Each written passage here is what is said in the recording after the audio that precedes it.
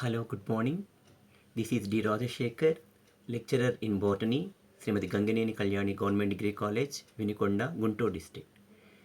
In this video lecture, we are going to learn about photosynthetic pigments. We all know that only green plants can prepare food material by using sunlight. So, sunlight and green color pigments are very much essential for plants to carry out photosynthetic activity. What is photosynthesis? Photo means sunlight or light.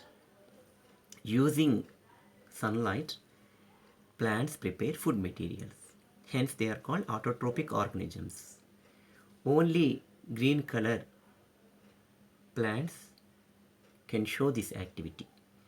Photosynthesis is basically an anabolic pathway or constructive pathway, which means simpler substances combine and form a complex substance. So the conversion of simple substances into complex substances is called anabolic pathway or constructive pathway, which needs ATP molecules, which needs energy in the form of ATP. First of all, plants utilize carbon dioxide molecules present in the environment and they consume water which is available in the soil in the presence of sunlight, and with the help of chlorophyll pigments they prepare complex substances like glucose molecules or carbohydrates, and as a byproduct oxygen molecules are evolved. Actually, in some books it is shown as 6CO2 plus 12H2O gives C6H12O6 plus 6O2 plus 6H2O. We can also show it like that. Here, oxygen is evolved as byproduct. CO2 is taken and oxygen is evolved as a byproduct.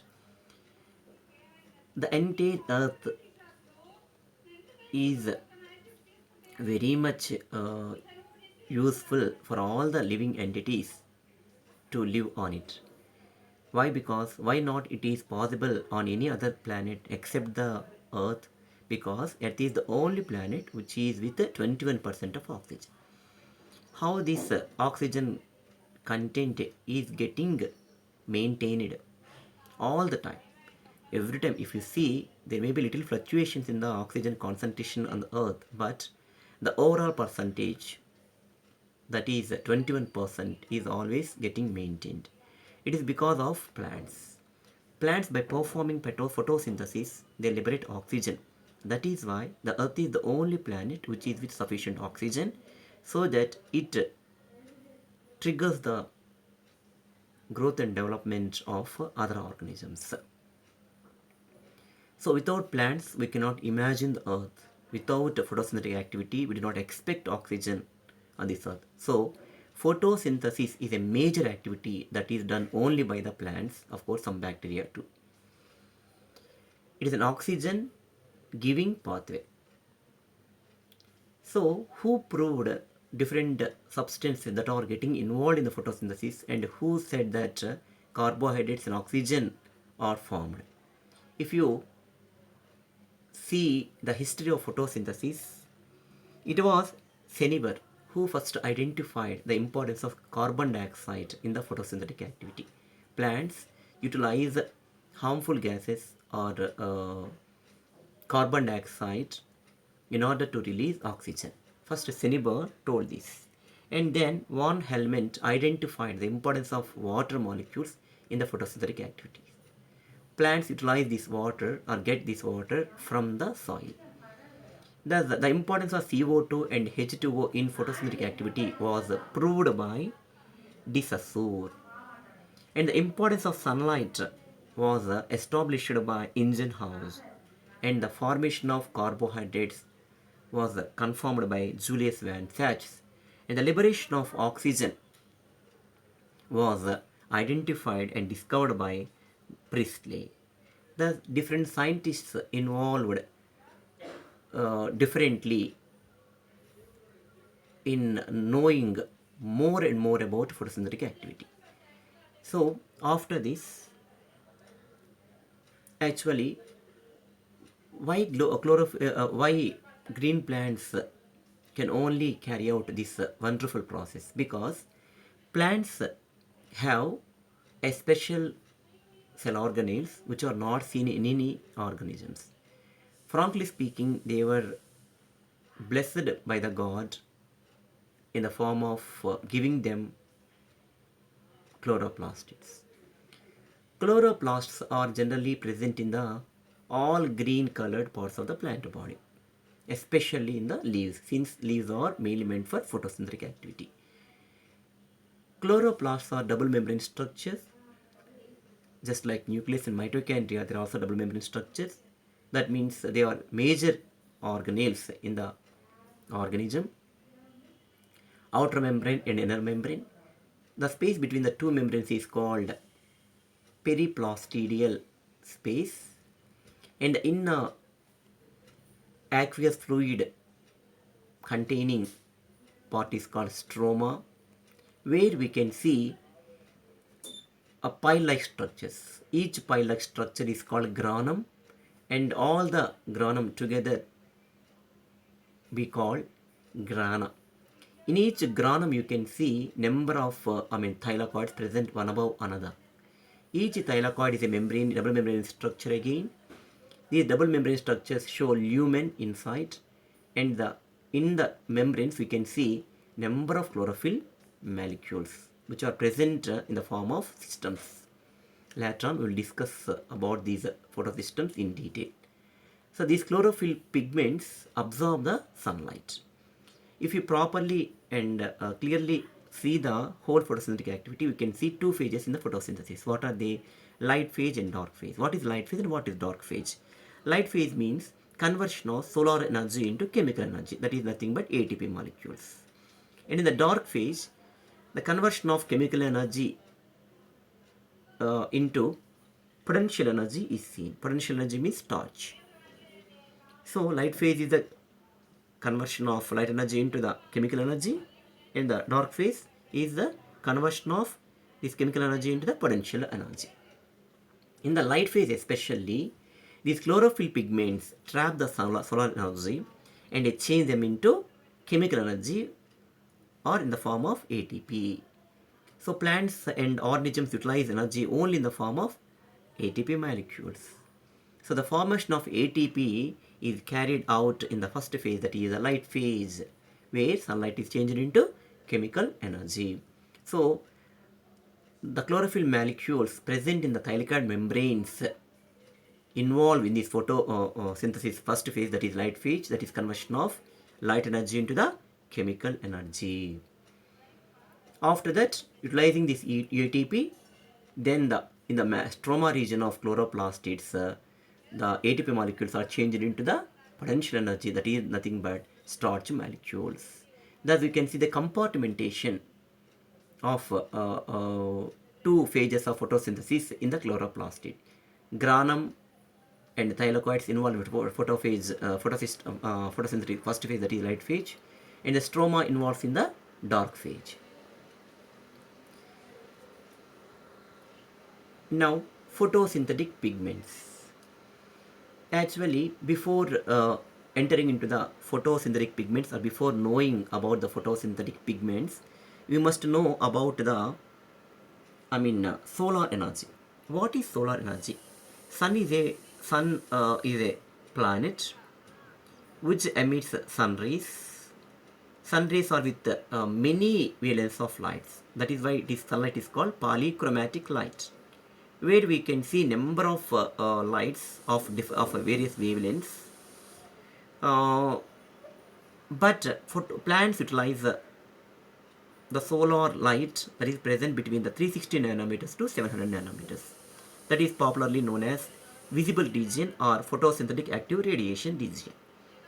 Below the visible light, we can see the wavelengths of small wavelength lights such as gamma rays, X-rays and ultraviolet rays, which have high energy and high frequency. So plants cannot utilize them. Similarly, if we go above the visible region, we can see infrared light, microwaves, and radio waves. These are all um, low energy and low frequency lights, but they're all high valence lights, so that plants cannot utilize them. So plants can utilize only the light which is present in the visible region, that is only between the 360 nanometers to 700 nanometers. So this visible light is actually a white light. When it is passed through a prism, you can see different 7 wavelengths of lights. Again, they are violet, indigo, blue, green, yellow, orange, and red. Generally, if you observe the photosynthetic rate, that is high in blue light, means from violet to blue through indigo, the photosynthetic rate is increased. But when we reach the green light, the photosynthetic rate is becomes a flat, because here plants are green in color. So they do not take the green light, instead they reflect the green light. When we cross the green light, then we get to yellow. From yellow to orange, from orange to red, we can see again the increased rates of photosynthesis. So we can see the maximum rates of photosynthetic activity at blue and red lights. Low rate of photosynthesis at a green light. Thus, blue and green red lights are, high. We can see high rates of photosynthesis. Why? Because plants are green in color, so that they absorb blue and red lights. More. If you construct a graph, or if you prepare a diagrammatic structure about the rates of covering the rates of different rates of photosynthesis at different wavelengths of light, we can develop an action spectrum. So action spectrum is a spectrum which tells us the rate of photosynthesis at different wavelengths of lights. Then what is absorption spectrum? The absorption rate of different wavelengths of light, especially present in the visible region by the green plants, is called absorption spectrum. So when we compare the absorption spectrum and the action spectrum, we can confirm that blue and red lights are very, very active lights at which photosynthetic rate is seen high. After that, the pigments, as we have come to know that only pigments possessing organisms can carry out photosynthesis. Especially, these pigments are again of two types: principal pigments and accessory pigments. Generally, there are different pigments involving in photosynthetic activity. What are they? Actually, principal pigments mean the pigments which are directly involving in photosynthetic activity. There are different pigments which can be broadly classified into three categories, like chlorophyll pigments or chlorophylls, carotenoids, and phycobilins. In chlorophyll pigments, we can see again different types of chlorophylls, like chlorophyll A, chlorophyll B, chlorophyll C, chlorophyll D, chlorophyll E, bacterial chlorophyll A, bacterial chlorophyll B, chlorobium chlorophyll 650, and chlorobium chlorophyll 660. So all together we can see 9 different chlorophyll pigments in different organisms. But however, the first 5 pigments are generally seen in higher plants, whereas the last 4 pigments are seen in bacteria which involve photosynthetic activity. All are autotrophic bacteria like chlorobium, chromatium, rhodosodomonas, rhodospirillum, etc., rhodomicrobium, etc. Out of these 9 chlorophyll pigments, chlorophyll A and bacterial chlorophyll pigments are called principal pigments because they directly involve in the photosynthetic activity. What is direct involvement? Actually, they take the sunlight and they get excited, and within 10 to the power of minus 9 seconds again they come to the ground state, so that the absorbed energy, sun energy, is released in the form of electrons. When these electrons move from one electron carrier to another electron carrier, energy is released in the form of ATP molecules. That is actual process of light phase. So that is done by chlorophyll A and bacterial chlorophyll pigments. Hence they are called principal pigments. And the remaining all pigments, what are they? In the chlorophyll category, we have other pigments like chlorophyll B, chlorophyll C, chlorophyll D, and chlorophyll E. Generally, chlorophyll B pigment is also seen in higher plants only, whereas the chlorophyll C is seen in Phaeophyceae and Bacillophyceae members, and chlorophyll D is seen in Rhodophyceae algal members, and chlorophyll E is seen in again Cyanobacteria or Cyanophyceae or blue green algae members. All are one and the same. And back to chlorophyll pigments are generally seen in bacteria. Just now I told you. Then other pigments. What are the other pigments? Carotenoids. What are carotenoids? Before learning carotenoids, we have to concentrate on the chlorophyll structure. Actually, chlorophyll is a tennis racket-like structure. It consists, tetrapyrrole head region and phytol tail region. In tetrapyrrole head region, we can see 4 pyrrole rings. Each pyrrole ring is made up of 4 carbon molecules and 1 nitrogen. So, in the center of the head region, we can see magnesium molecule, to which all these pyrrole rings, 4 pyrrole rings, are connected with the nitrogen molecules. Generally, head region is hydrophilic in nature, and the tail region is a long one, alcohol made up of different alcohol molecules. Actually, it is hydrophobic in nature. Head region is 15 angstrom units in diameter, whereas the phytol tail is 20 angstrom units in length.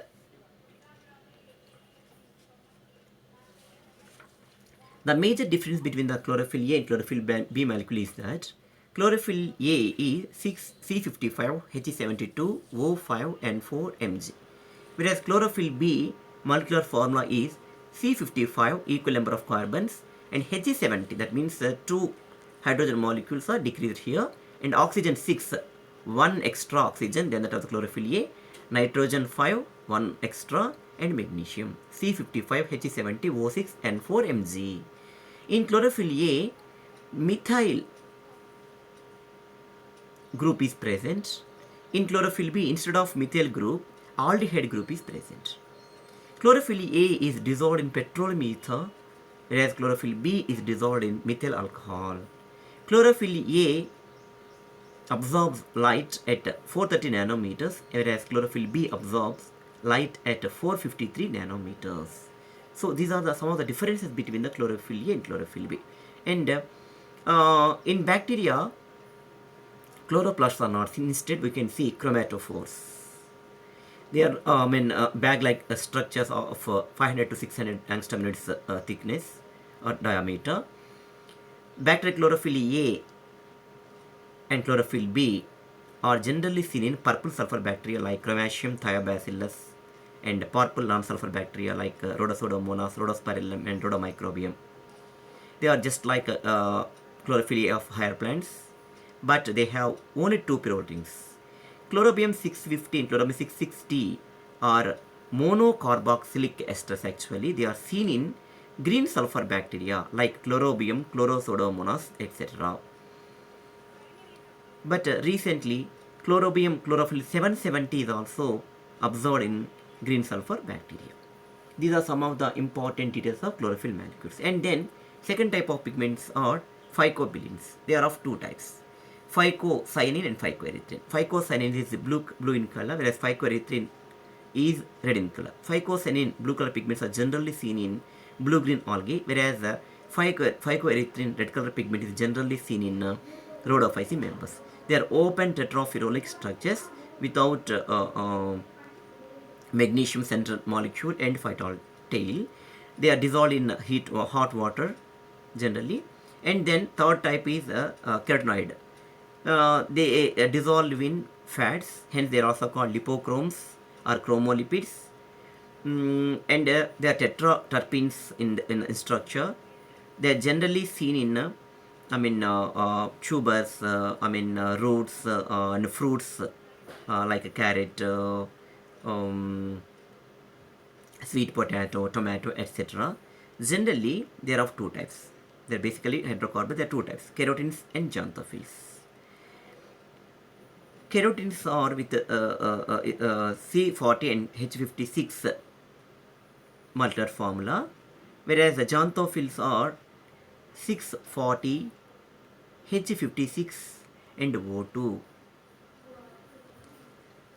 The keratins impart orange color to the plant parts, whereas xanthophylls impart yellow color to the different parts of the plant body. Xanthophylls are also called carotenoids. The main type of xanthophylls present in the plants are lutein, zeaxanthin, etc. Out of all the pigments, chlorophyll A is the essential pigment, that is called principal pigment. Remaining all are called shield pigments. Why? Because chlorophyll A is heat sensitive pigment. High light intensities may spoil the structure of chlorophyll A and thereby the activity of chlorophyll A. To protect the chlorophyll A, all other pigments such as chlorophyll B, C, D, and E, all type carotenoids and phycobilins protect the chlorophyll A from high light intensity, so that chlorophyll A is protected, and the so-called activity of protecting is called hence they are protecting chlorophyll A from the activity, they are called shield pigments. And the sensitiveness of chlorophyll A to sunlight is called solarization or photooxidation. So all these pigments are protecting chlorophyll A from solarization effect or photooxidation effect. So these are all very essential pigments. Chlorophyll A directly involves in the photosynthetic activity, that is the conversion of solar energy into the chemical energy. Remaining all are called shield pigments. So in this video lecture, what we have learned is what is photosynthesis basically, and the formula of equation of the photosynthesis, structure of chloroplastid, and also the different photosynthetic pigments involving in the photosynthetic activity. Thanks for your patient listening. We will meet in another video lecture. Till then, bye. Thank you.